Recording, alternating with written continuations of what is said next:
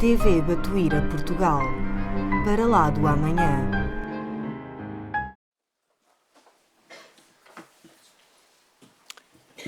Queridos companheiros, nossa boa tarde e que a paz do nosso Mestre e Senhor Jesus esteja com todos nós. Como a mim hoje, vir até vós e de vez em quando vou na biblioteca e vem às minhas mãos um livro. E desta vez veio este livro, muito interessante, é antigo, é da década de 70 do século passado, mas como todos, a nossa doutrina está sempre atual. E começamos, então, por esta chamada que nos vai transportar a reflexões muito profundas. Louve, mas louve com sinceridade, merecimento dos outros. Não. Vamos começar inicialmente. A quem tributo, tributo, a quem honra, honra. Isto aqui é de Romanos 13.7. Aqui, louve, mas louve com sinceridade, merecimento dos outros, André Luiz, paz e renovação. As páginas deste livro, elas, diz aqui o nosso autor, Clóvis Tavares, que foi quem editou este livro, páginas despretensiosas que pretendem comentar singelamente a obra espiritual de Emmanuel na pátria do Evangelho desde o nascimento do Brasil. Nós falamos aqui muito em Emmanuel. Emmanuel, e acredito nós, que as pessoas que vêm pela primeira vez ficam se perguntando, mas quem é esse Emmanuel? Né? E é muito natural. Então, baseado nisso, esse livro veio às minhas mãos, disse, bom, eu vou procurar, seguindo as páginas do autor do livro, evidentemente, e dar uma ideia de quem é essa personagem, o que representou e o que representa para todos nós. Se lhe devemos ou não devemos alguma gratidão, e não são só a ele, como outros espíritos que nós vamos trazer aqui.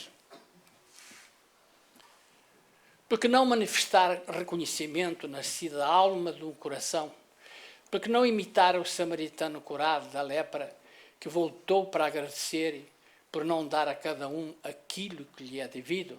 É bom lembrar que eram 9 e só veio um agradecer. Não objetiva, entretanto, este modesto opúsculo tão somente louvor sincero, qual o recomenda André Luiz, ao generoso benfeitor espiritual, a quem Deus destinou séculos atrás, uma nobre missão, a de evangelizar e espiritualizar os corações que se abrigassem sob a luz do cruzeiro. Porque ele, como padre jesuíta, ele foi para o Brasil, no início, para evangelizar os índios e desenvolver a parte religiosa naquele país.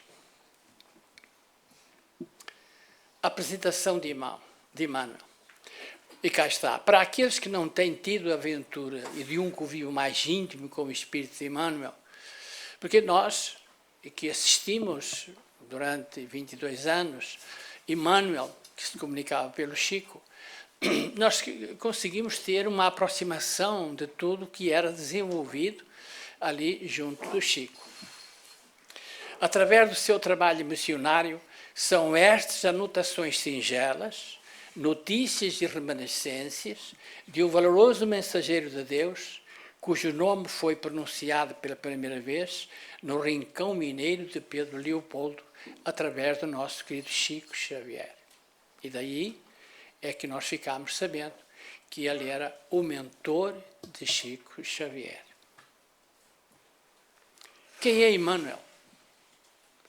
Se há ainda alguém articular esta pergunta, de que é natural, nestas páginas despretensiosas encontrará singela, embora naturalmente incompleta, resposta. Emmanuel é o nobre espírito responsável pelo grande trabalho missionário da pátria e do Evangelho. É o guia espiritual do médico franciscano de Xavier, universalmente famoso Chico Xavier, o amigo de Chico, que está no coração agradecido de todos os espiritistas brasileiros e ainda além das nossas fronteiras, inclusive nós, que também devemos muito a esse valoroso missionário da doutrina aqui em Portugal, mas que queiramos ou não, tudo vem, tudo foi do Brasil. Por quê? Porque a árvore do Espiritismo ela foi transportada de França para o Brasil. Ali houve, há quem diga até, que alguém foi o coveiro do Espiritismo na França. E a grande verdade é que lá em França, pouco ou quase nada nós temos de doutrina, onde realmente tudo começou com Kardec. Emmanuel, naturalmente, pela ordem divina, ele foi ser o mentor de Chico Xavier para desenvolver tudo o que nós temos aqui. 509 livros sobre a sua orientação. Todas as mensagens e todo o trabalho que é desenvolvido na doutrina deve-se a este espírito. E que para nós nos eleva com muita gratidão, porque é uma doutrina muito sublime e que realmente nós estamos todos valorizando e se beneficiando através dessa doutrina. Por isso aqui nos encontramos todos reunidos.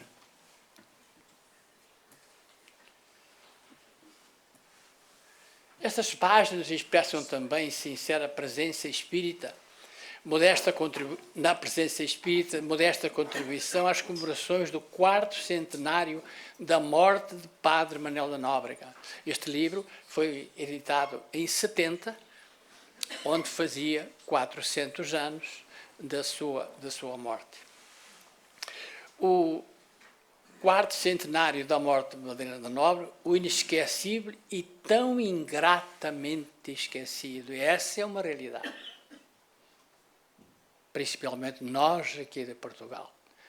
É bem verdade que tem os seus porquês, porque aqui nós foi tão desviado. Mas isso é um assunto tão profundo e está escrito em livros que qualquer um pode ver. E não nos convém entrar nesse assunto.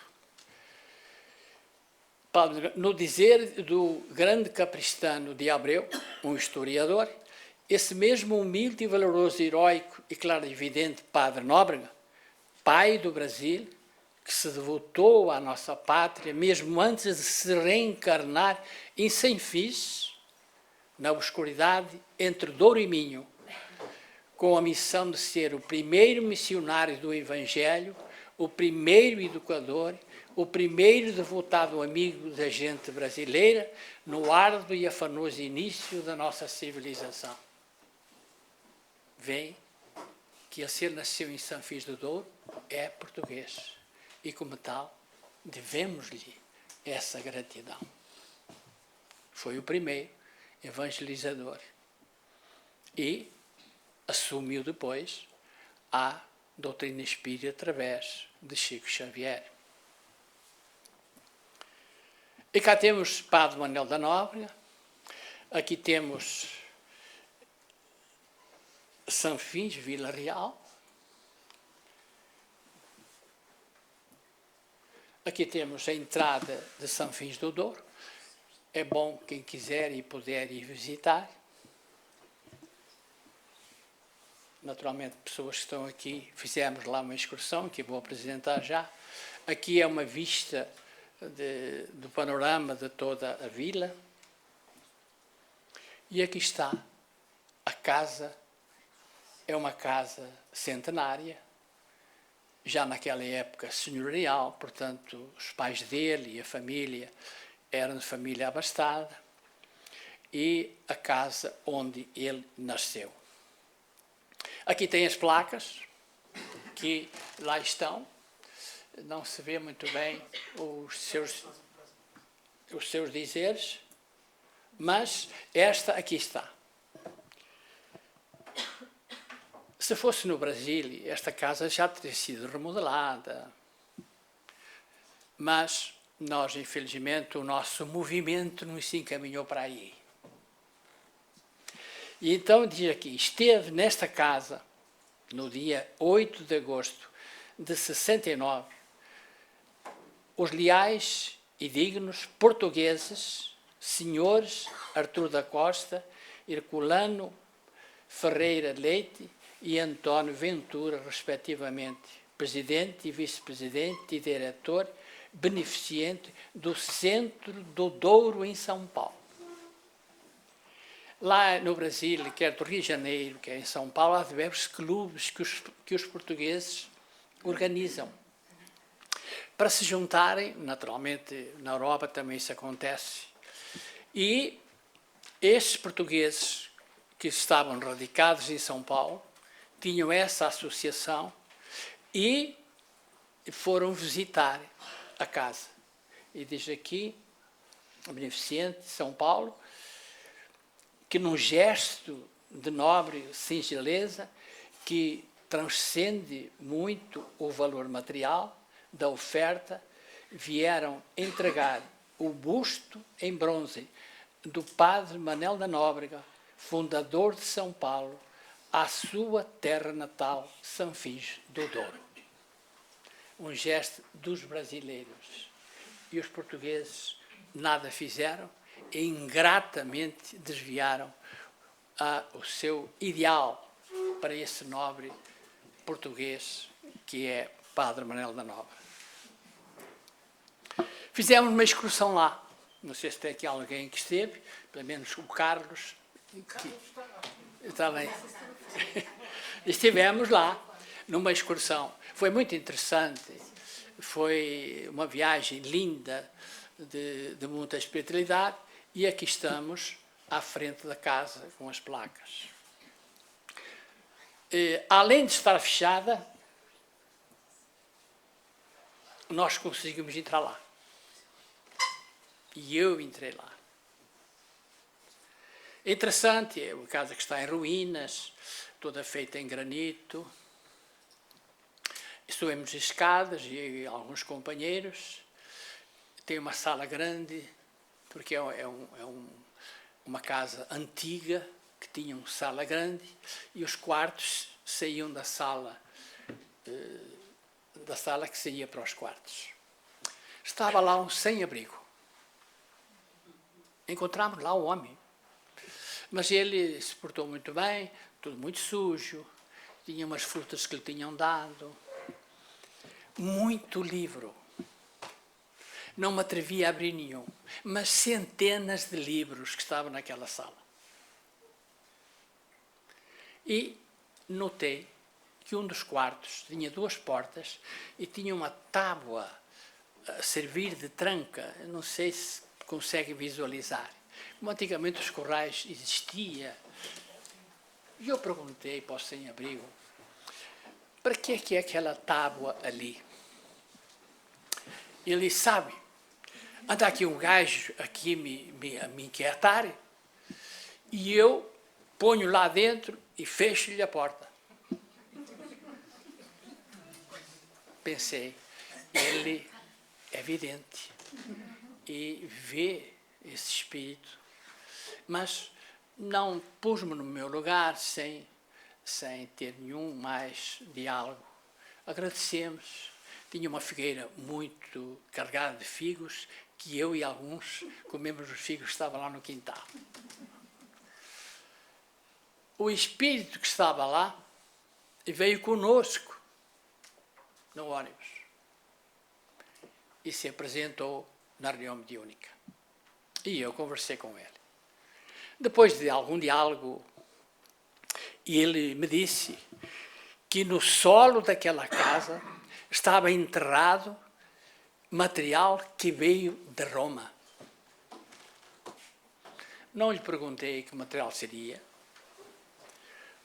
mas, segundo ele, e porque eram família jesuíta naturalmente, para Padre Manuel da Nóbrega e depois ir para a companhia jesuíta, é porque havia alguma ligação sobre isso.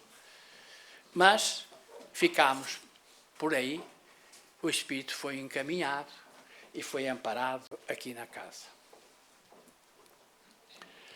E então aqui está aquilo que os portugueses que estavam radicados no Brasil, na associação ou no clube lá de Ouro, eles puseram no memorial.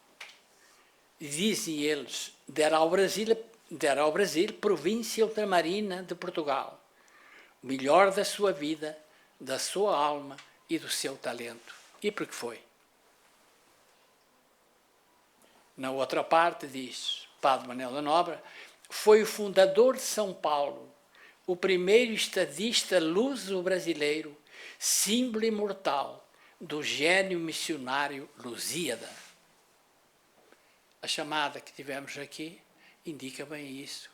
Vamos dar o nosso contributo de gratidão a esse, não só como português, pelo seu trabalho, mas também e principalmente pela doutrina. Emmanuel é comentado, tem livros. Ele é a leitura dele, e vou mostrar alguns livros, nós embala com uma facilidade enorme a maneira como ele escreve. E aqui temos nós, foi fundador de São Paulo, disse aqui atrás, não foi? E aqui está a primeira construção que foi feita. Pau e palha, que era o que tinha naquela época. Nada existia de material de construção.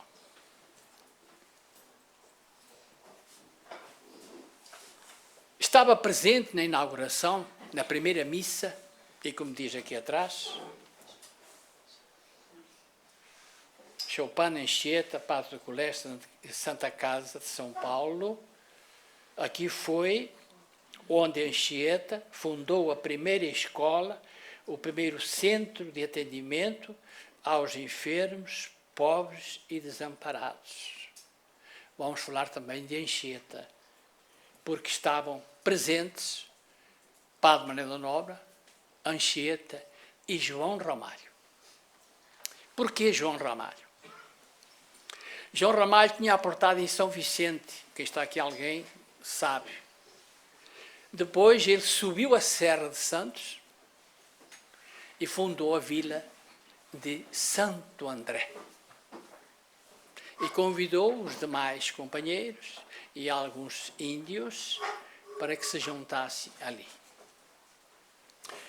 E, nesta inauguração, eu assisti em São Paulo, recordação extraordinária, eu e a minha mulher estávamos presentes, que lhe deram o título de São Paulo a ele, Chico, onde um vereador fez a proposta na Câmara, foi aprovado, fizeram o título, convidaram Chico, e todos os espíritas, e não só, nós se reunimos no estádio do Pacaembu, em São Paulo. Alguém que esteja aqui possa conhecer. Foi uma noite memorável. Então, o vereador subiu à tribuna, disse o que é que realmente tinha que dizer sobre o título e, encerrando a sua parte, Chico subiu para a tribuna. Diz o Chico que pedia permissão, com aquela tua humildade, para recordar o início da fundação de São Paulo. E eu assisti ao Chico a ele receber diversos títulos, em que eu fui em Campinas, eu fui em Araras, onde eu podia, eu estava junto. E ele começou a dizer que naquela primeira missa que foi ali feita na inauguração de São Paulo. Estava em Anchieta o padre Manuel da Nóbrega, e como já existia a fundação de Santo André, havia documentos que, dizia o Chico, foram transportados no lombo de uma mula de madrugada para que lhe fossem apresentados e dali nascesse a cidade de São Paulo. Conta-se que o padre Manuel da Nóbrega estava na missa e ele era muito devoto de Paulo, por isso ficou o nome de São Paulo. E foi em 25 de janeiro quando ele se converteu, Paulo de Tarso e depois Paulo. E dizia ao Chico, e naquela madrugada chegava João Ramalho com as documentações para que fizessem parte do início da inauguração da cidade, ali na primeira missa que fizeram. E João Ramalho disse até que não entendia porque tanto religiosismo naquele evento, mas foi o que realmente aconteceu. Mas há uma coisa, um detalhe a dizer, porquê Santo André? Porquê é que João Ramalho chegou e, nascido em Vouzela, foi para o Brasil em 1497, 3 anos antes de Cabral. Olha aqui, reparem bem, ele chegou lá antes de Cabral, em 97. E depois ele se juntou aos índios. Mas o Chico dizia, estava presente a Brasil-Índia Bartira, que era a esposa de João Ramalho, e que mais tarde viria a enfeitar a capela com as flores, das flores do campo campestres. Até isso o Chico trouxe. Mas ele fez uma dissertação muito bonita, que está escrito, não me lembro o livro que é, mas muito importante. Mas então ele fundou esse Santo André. Porquê? Porque em Vouzela, e eu estive lá dias atrás e visitei, havia uma igreja muito antiga e que o santo era André. E ele, lá no Brasil, ligado na sua devoção, evidentemente, colocou o nome à vila que ele construiu, Santo André. Quem está aqui de São Paulo sabe que é uma vila industrial muito grande. E deu o primeiro nome ao filho, André. Vejam que tudo isso são remanescências que a doutrina traz para nós, como que o enquadramento do que é a nossa doutrina, para a realidade que ela nos encaminha. E, depois disso,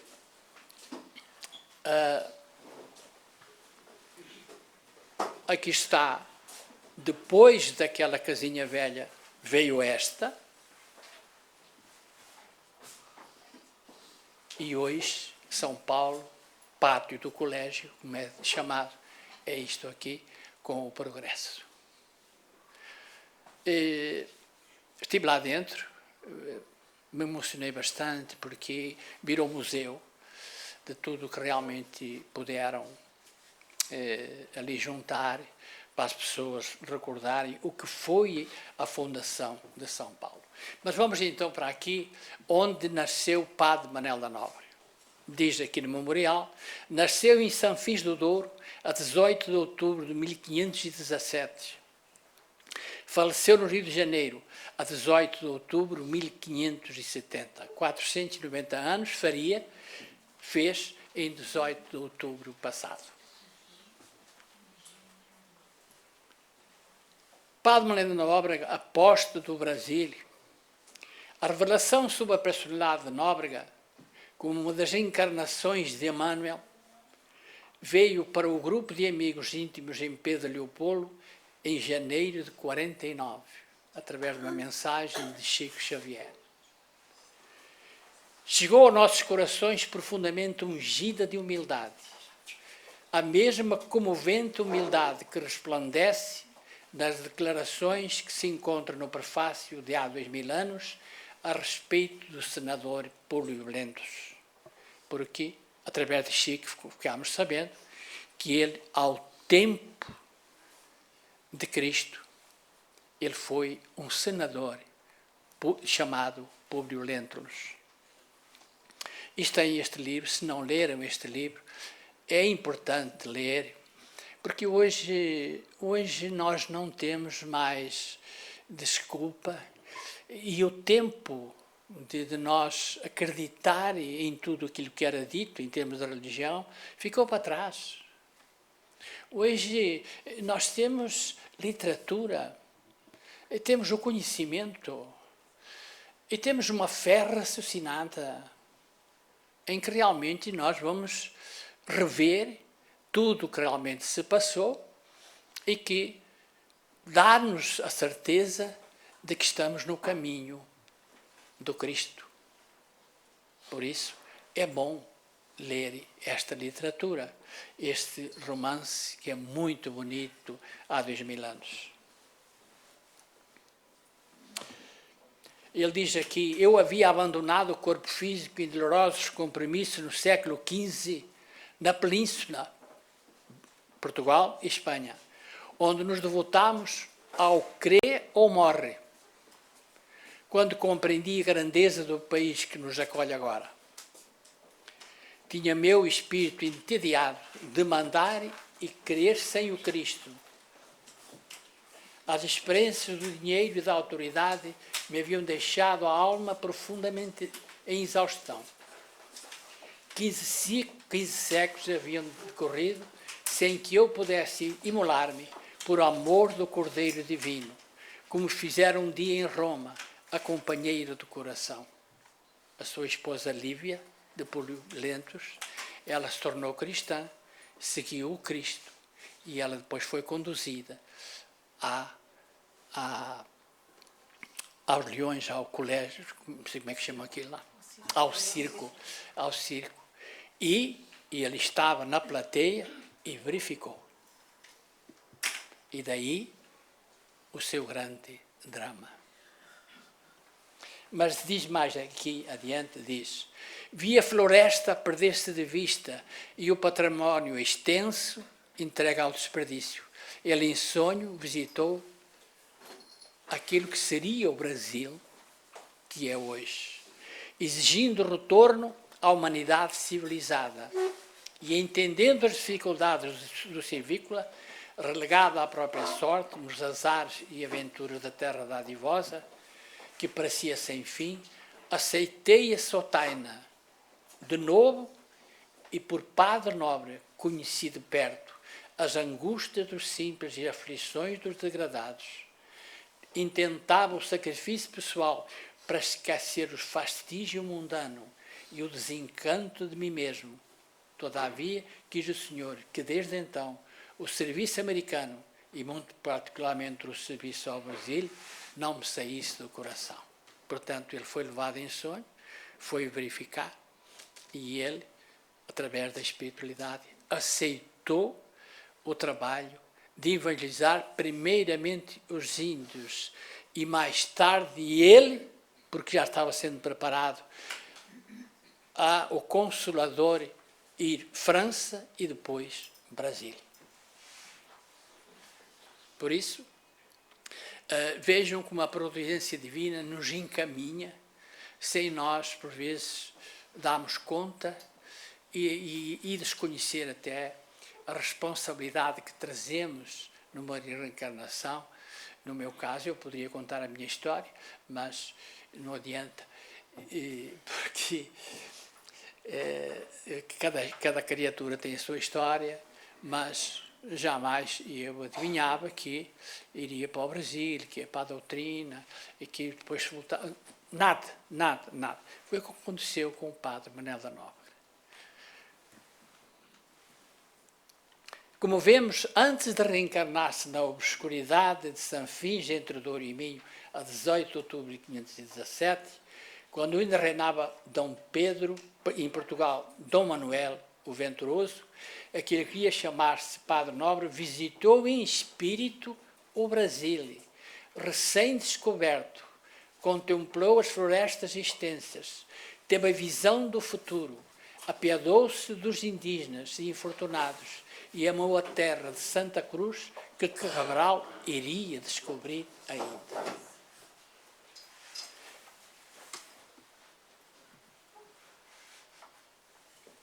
Em terras de Portugal e Espanha, tão logo reingressa na carne, prepara-se para a grande missão que Deus lhe reservava. Estudou na Universidade de Salamanca, Espanha. Bacharelou-se em Canos, na de Coimbra, ingressando na Companhia de Jesus em 1544, 5 anos depois, designado por João III, vem com Tomé de Sousa para o Brasil. Se nós lermos o livro Brasil, Coração do Mundo, Pátria do Evangelho, lá está que a espiritualidade não queria aceitar o catolicismo para a grande tarefa de evangelizar o Brasil. Mas eles eram jesuítas, tinham o poder, tinham o dinheiro. Então a espiritualidade teve que recorrer a eles para poder executar o trabalho de evangelização e todo o trabalho que foi desenvolvido naquele país. Públio Lentulus, senador romano, histórico escravo judeu. Disse-vos que ele foi Públio Lentulus e diz aqui interessante quando ele se reencontrou com o Cristo. A notícia de que Emmanuel fora o senador romano Públio Lentulus, tornada pública nas humildes e sinceras explicações de Chico, à guisa de prefácio do primeiro livro do nome Benfeitor, há 2000 anos, foi reafirmada um ano depois em mensagem íntima datada de 7 de setembro de 38. E diz ele, algum dia, se Deus me permitir, falar-vos-ei do orgulhoso Patrício Públio Lentulus, a fim de que algo aprenderes nas dolorosas experiências de uma alma indiferente e ingrata. Esperemos o tempo e a proteção de Jesus. Porque ele se identificou através de Chico. E houve os companheiros, mas nós queríamos saber mais de Emmanuel. E então ele respondeu, algum dia eu vou atender ao vosso pedido. E foi o que ele fez no primeiro livro, há 2000 anos. Foi nesse instante que, com o espírito como se estivesse sob o império de estranho e suave magnetismo, ouvi passos brandos de alguém que buscava aquele sítio. Diante dos seus olhos ansiosos, destacara a personalidade inconfundível e única de Cristo, evidentemente. Tratava-se de um homem ainda moço, que deixava transparecer nos olhos profundamente misericordiosos uma beleza suave e indefinível. Como bom seria vê-lo em carne e osso, o Cristo, não? Públio Lentulus não teve dificuldade de identificar aquela criatura impressionante. Mas no seu coração mergulhavam ainda os sentimentos que então eram ignorados. A esposa, ela já tinha aceito, mas ele ainda relutava. E foi preciso que ele se decidisse ir ao encontro de Jesus, e vão ver porquê. O meigo nazareno caminhou para ele, qual visão concretizada de um dos deuses das suas antigas crenças, e pousando carinhosamente a destra em sua fronte, exclamou em linguagem encantadora, que Públio entendeu perfeitamente, como se ouvisse o idioma patrício, na mesma língua, evidentemente, dando-lhe a inesquecível impressão de que a palavra era de espírito para espírito, de coração para coração. Olha o envolvimento que o Cristo fez para com ele e que me fez para com todos aqueles que a ele recorriam. E Cristo disse: Senador, por que me procuras? Espraiando o olhar profundo da paisagem, como desejasse que a sua voz fosse ouvida por todos os homens do planeta, rematou com serena nobreza: fora melhor que me procurasses publicamente e na hora mais clara do dia, para que pudesses adquirir de uma só vez e para toda a vida a lição sublime da fé e da humildade. Mas eu não vim ao mundo para derrogar as leis supremas da natureza e venho ao encontro do teu coração desfalecido. E vamos ver porque é que o coração dele estava assim. Sim, não venho buscar o homem de Estado, superficial e orgulhoso, que só os séculos de sofrimento podem encaminhar ao regaço do meu Pai. Porque é só através da dor é que nós vamos aceitar a realidade. Venho atender às súplicas de um coração desditoso e oprimido, e ainda assim, meu amigo, não é o teu sentimento que salva a filhinha leprosa, porque a filha adoeceu com lepra, e desvalida pela ciência do mundo, porque tens ainda a razão egoística e humana. É sim a fé e o amor de tua mulher, porque a fé é divina. E quando ele chegou, a filha estava curada. Depois de longos anos de desvio do bom caminho pelo sendal dos erros clamorosos, encontras hoje um ponto de referência para a geração da tua vida. Mas mesmo assim ele relutou. Está, porém, no teu querer aproveitá-lo agora ou daqui a alguns milénios. Isso acontece com qualquer um de nós quando há um chamamento de aproveitar ou não aproveitar, seguir ou não seguir. Se o desdobramento da vida humana está subordinado às circunstâncias, és obrigado a considerar que ela existe toda a natureza, cumprindo às criaturas a obrigação de exercitar o poder da vontade e do sentimento, buscando aproximar seus destinos das correntes do bem e do amor aos semelhantes. Isto foi que o Cristo terminou, que eu continuava falando para ele. Soa para o teu espírito neste momento um minuto glorioso. E por que era? Um encontro com o Cristo. Se conseguir utilizar a tua liberdade para que seja Ele em teu coração doravante um cântico de amor, de humildade e de fé na hora indeterminável da redenção dentro da eternidade. Mas ninguém poderá agir contra a tua própria consciência se quiser desprezar indefinidamente este minuto ditoso. Diz o Cristo, pastor das almas humanas, desde a formação deste planeta, diz o Cristo, há muitos milénios venho procurando reunir as ovelhas tresmalhadas, tentando trazer-lhes ao coração as alegrias eternas do reino de Deus e da sua justiça.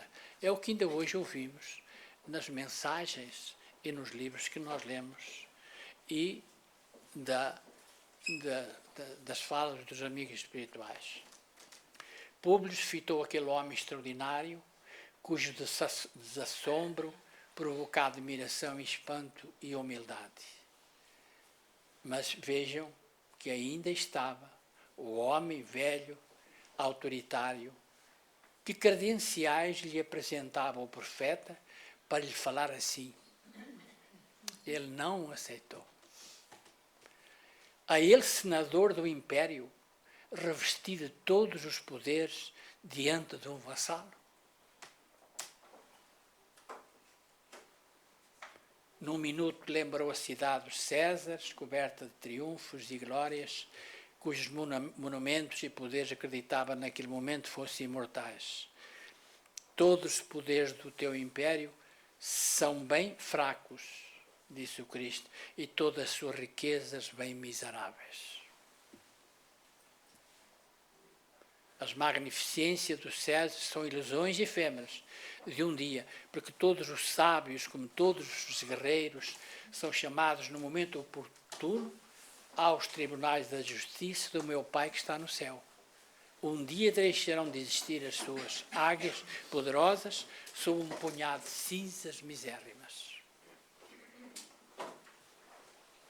Suas ciências de transformação ao sopro dos esforços de outros trabalhadores mais dignos do progresso.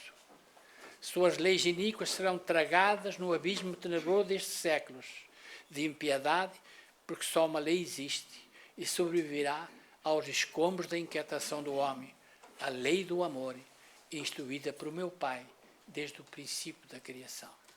Olha o diálogo profundo que ele teve a oportunidade de escutar e de ser envolvido. Bastou uma palavra tua, Senhor, para que os grandes senhores voltassem às margens do Tibre como de escravos misérrimos. Perambulamos assim dentro da nossa noite até o dia em que uma nova luz brotara em nossas consciências.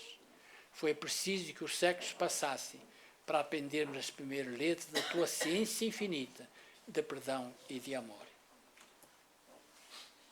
No final do capítulo do livro, na parte das memórias, Emmanuel recorda suas meditações dolorosas do passado e conclui referindo-se a si mesmo.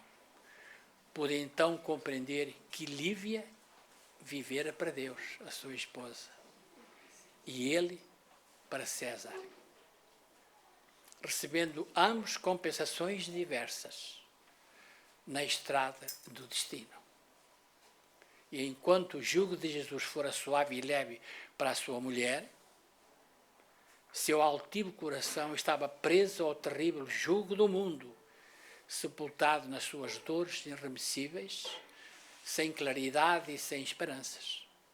Acabara tateando na noite triste da sua cegueira de André Gioras. Aqui não entendi bem.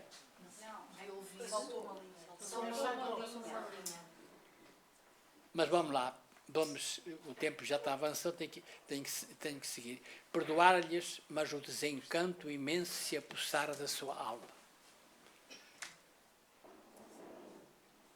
Os anos rolam, sem esperança e sem alegria para a alma do velho senador, até a sua dolorosa desencarnação na pavorosa erupção do Vesúvio, em agosto de 79, entre geysers de pedra e chuvas de cinza, explosões ensurdecedoras, relâmpagos e ondas de lama num espetáculo de horror.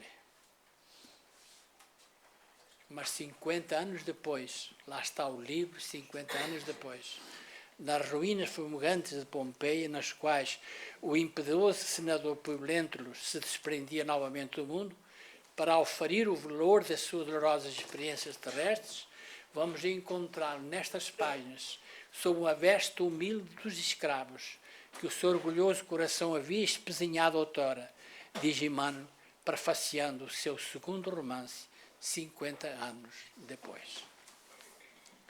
Essa obra, a gente precisa ser lida, porque aí nós vamos entender a realidade divina, os nossos destinos, o nosso livre-arbítrio, que pode abreviar a nossa evolução ou retardar por centenas e milhares de anos.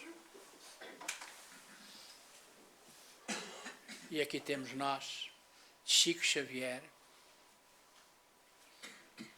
e o seu mentor.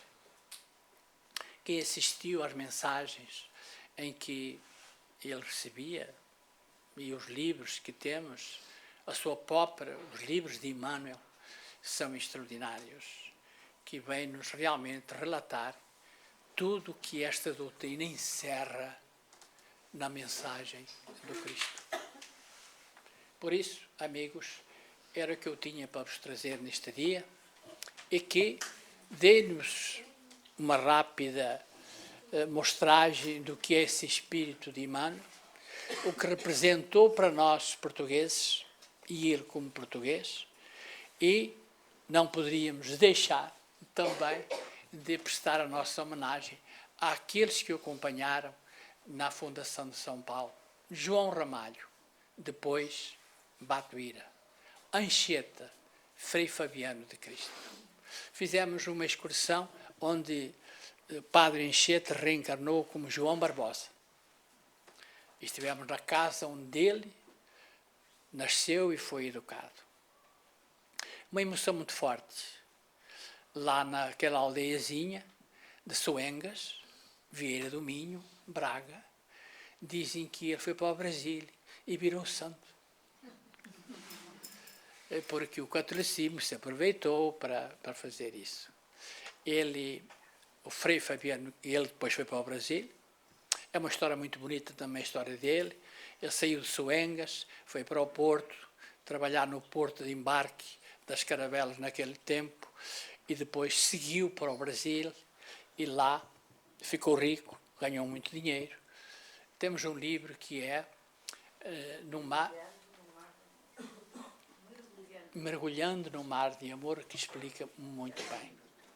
E hoje a nossa casa tem como bênção esse espírito Frei Fabiano de Cristo, como mentor da nossa assistência social, da nossa associação, da IPSE, Frei Fabiano de Cristo.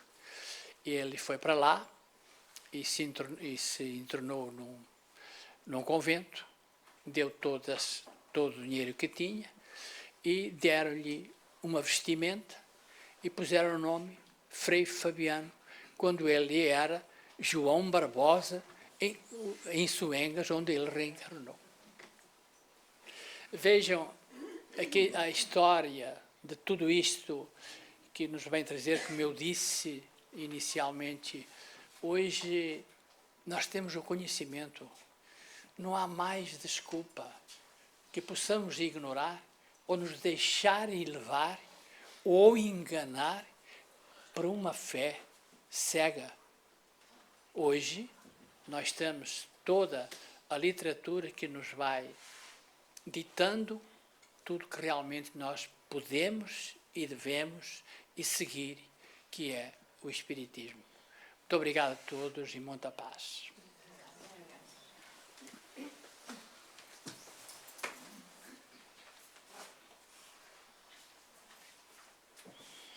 Então, boa tarde a todos. Nós vamos então encerrar a palestra do Sr. Orlando, que se centrou numa das personalidades do espírito de Emmanuel, que foi Padre Manuel da Nóbrega, mas não nos podemos esquecer daquela questão que o Sr. Orlando coloca no final, que é: quem foi Padre Manuel da Nóbrega? Sendo Públio Lentulus, o senador romano, orgulhoso, prepotente, que não conseguiu aprender esse caminho de amor a que ele foi chamado pela doença da filha, pela conversão da mulher ao cristianismo e que ele nunca aceitou, por todo o trajeto de grande dificuldade em aceitar qualquer ideia que não fosse a sua. Ele, no final da vida, como o Sr. Orlando nos disse, ele acaba cego e é uma das vítimas do Vesúvio. E logo a seguir ele reencarna, porque a lei da reencarnação assim o determina. Ele vai reencarnar para expiar algumas das suas dificuldades como escravo. Mas porque é que ele mais à frente, e houve aqui vários saltos esses em que Emmanuel, porque é assim que ele se fez conhecer por esse nome, Emmanuel vai trabalhar arduamente, e trabalhou arduamente na doutrina espírita num dos seus 3 pilares, e o pilar que ele escolheu foi o pilar da religião. Ele deixou-nos uma obra notável através de Chico, através de Francisco Cândido Xavier, e essa obra notável que ele deixa vai abarcar uma série de temas, mas vai abordar essencialmente a questão religiosa que ele negou enquanto Públio Lentulus, e por isso Jesus lhe disse no livro há 2000 anos que ele tinha naquele momento uma possibilidade de aceitar ou de ter milhares de anos, centenas, não é? De alguns séculos, centenas de anos, alguns séculos, para conseguir encontrar essa lei de amor a que todos nós estamos sujeitos, porque é essa lei do Pai pela qual nascemos, pela qual nós estamos imersos nela e pela qual nos encontramos aqui.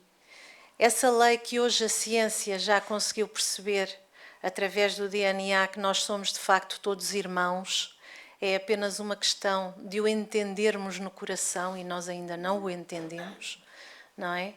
Mas Emmanuel foi padre para estudar, para trabalhar em prol daquele que ele tinha um dia voltado as costas.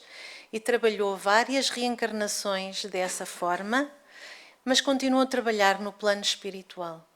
E foi então desses livros, desse conjunto de livros e de outros, muitos outros, que Emmanuel nos deixou, e outros que não foi ele que os trouxe, como os de André Luís, mas que ele vai prefaciar todos os livros de André Luís, não é?